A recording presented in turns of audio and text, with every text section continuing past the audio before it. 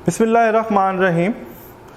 पाक garrison education system Nankana साहब, मैं हूं अहमद रज़ा ख़ान आपके साथ। हम कर रहे हैं फ़र्स्ट ईयर का रियाजी और हमने शुरू की हुई है एक्सरसाइज 3.3। हमने उसके लास्ट टाइम क्वेश्चन नंबर 7 तक मुकम्मल किए थे। क्वेश्चन नंबर 8 अभी हम नहीं कर रहे, वो भी मैं जब रो और कॉलम ऑपरेशंस करवाऊंगा फिर हम उसके साथ उसको सॉल्व करेंगे। हम बढ़ते हैं क्वेश्चन नंबर 9 की तरफ। क्वेश्चन नंबर 9 में वो कहता है कि ये चीज़ a इंटू ए का transpose into determinant and A transpose into A determinant find out करो अगर हमारे पास ए की कीमत ये है। तो देखें, जिस तरह हमें सवाल में नज़र आ रहा है उसने सवाल में डिमांड किया है हमें ए को ए के ट्रांसपोज से मल्टीप्लाई करना है, फिर ए के ट्रांसपोज को ए से मल्टीप्लाई करना है, फिर उसका डिटर्मिनेंट लेना है। यहाँ पे उसने कोई शर्त नहीं लगाई कि ये इसके इक्वल है नहीं है क्या है, जस्ट हमने इनकी वैल्यूज़ फाइंड आउट करनी है सिंपली और कुछ मालूम नहीं करना। तो सबसे पहले देखिए हमारे पास ए मौजूद है, हम ए का ट्रांसपोज लेते हैं। ट्रांसपोज का मतलब है रो को कॉलम में कन्वर्ट कर दें। क्या करें? रो को कॉलम में कन्वर्ट कर दें। ये हमारे पास रो थी, हमने इसका कॉलम बना दिया, ये रो थी, ये कॉलम बना दिया। ये हमने ए का ट्रांसपोज ले लिया। ये ट्रांसपोज की डेफिनेशन है कि रोज़ को कॉलम में कन्वर्ट कर दें तो ये हमारे पास ट्रांसपोज बन जाता है। अब फर्स्ट हमारे पास जो है वो है ए इंटू ए का ट्रांसपोज। हमें ए को ए के ट्रांसपोज से मल्टीप्लाई करना है। ये इन प्रीवियस लेक्चर मेरा बेटा मैं इसको बड़ी डिटेल से मल्टीप्लाई करना सिखा चुका हूँ। अब ये वही पुरानी चीज़ें जो हैं फिर दोबारा रिपीट हो रही हैं। इंशाल्लाह ताला हम इसे देखते हैं। तो मैंने आपको बताया था हेड टू टेल रूल। ये फर्स्ट रो फर्स्ट कॉलम के साथ, फिर फर्स्ट रो सेकंड कॉलम के साथ, फिर सेकंड रो फर्स्ट कॉलम के साथ, फिर सेकंड रो सेकंड कॉलम के साथ। इसकी टेल के साथ, इसका मिडल इसके मिडल के साथ, इसका हेड इसके हेड के साथ हम मल्टीप्लाई करते हैं जी। 3 into 3 plus 2 into 2 plus -1 into -1। फिर first row second column 3 into 2 plus 2 into 1 plus -1 into 3।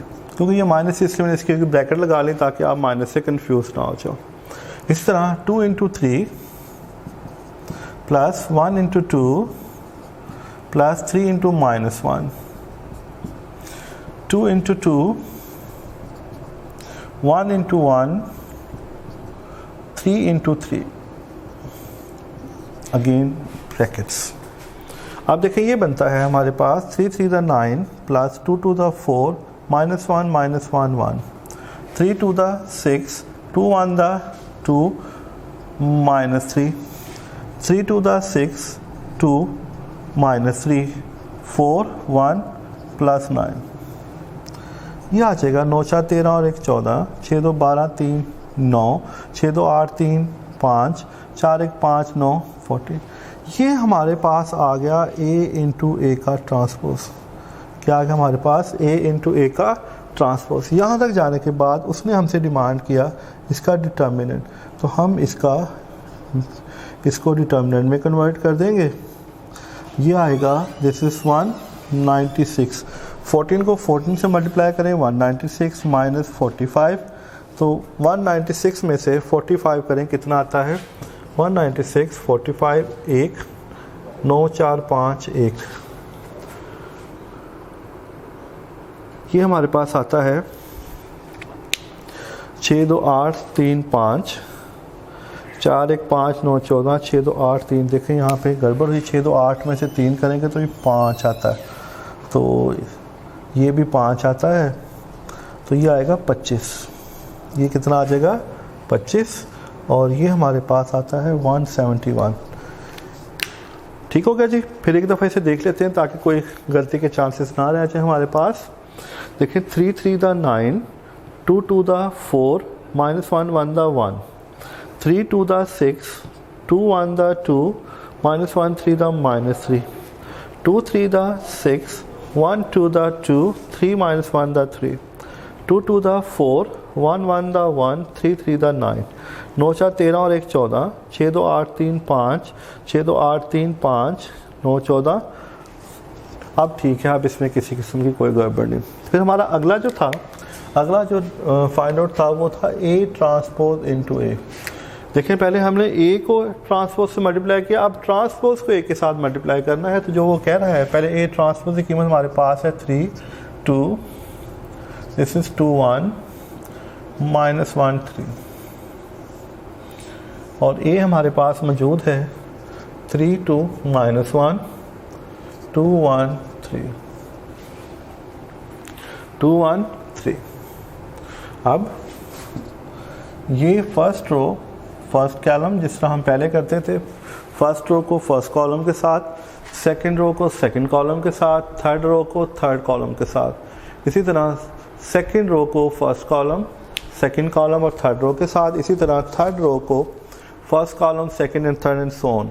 देखें इसको इससे मल्टीप्लाई करें, दिस इज 3 × 3 प्लस बीच में फॉर्मूले का 2 to the 2 × 2, फिर 3 × 2 प्लस 2 × 1, फिर 3 × -1 और 2 × 3, फिर 2 × 3 प्लस 1 × 2, फिर 2 × 2 प्लस 1 × 1, फिर 2 × -1 प्लस 1 × 3, फिर -1 × 3 प्लस 3 × 2, फिर -1 × 2 प्लस 3 × 1, फिर -1 × -1 प्लस 3 × 3।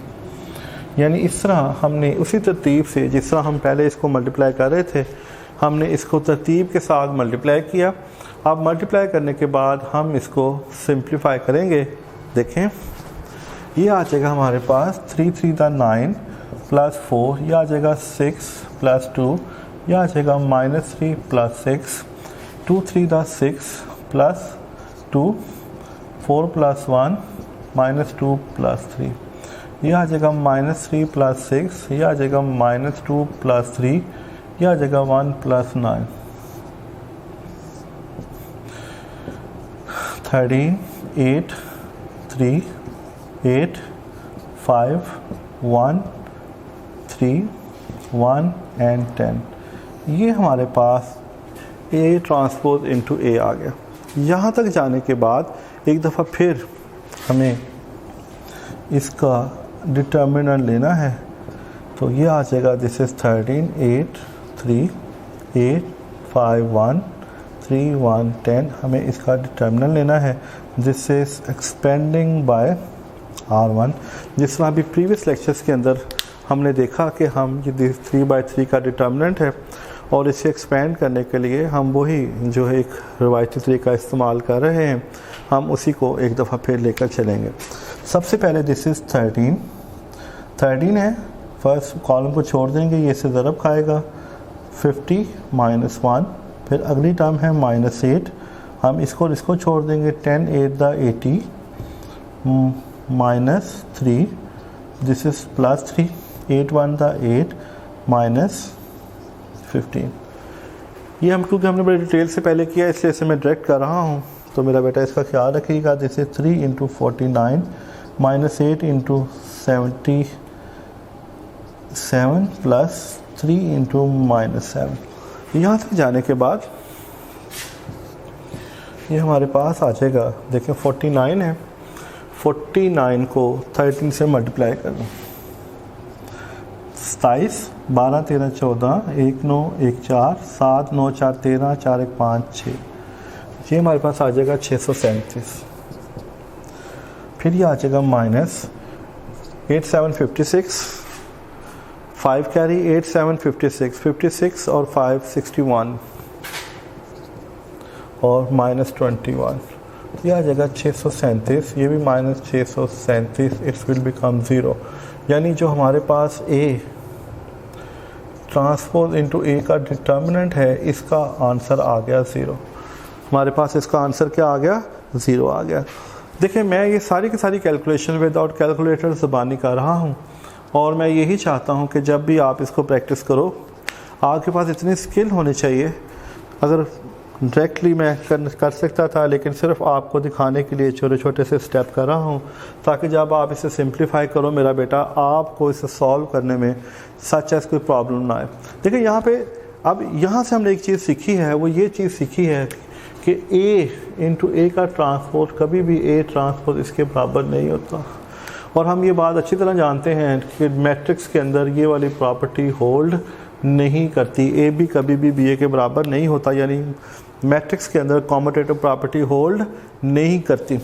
अगर मैट्रिक्स की प्रॉपर्टी यहाँ होल्ड नहीं करती तो मैट्रिक्स की प्रॉपर्टी यहाँ पर भी होल्ड नहीं करेगी।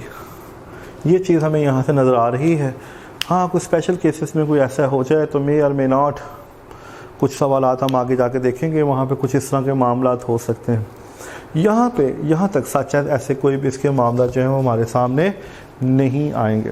तो ये था मेरा बेटा क्वेश्चन नंबर 9, और हमने देखा इसके अंदर कि हम ट्रांसपोज लेके किस तरह किसी भी मैट्रिक्स को किसी मैट्रिक्स से ना सिर्फ मल्टीप्लाई कर सकते हैं और उसके बाद उसका डिटर्मिनेंट ले सकते हैं।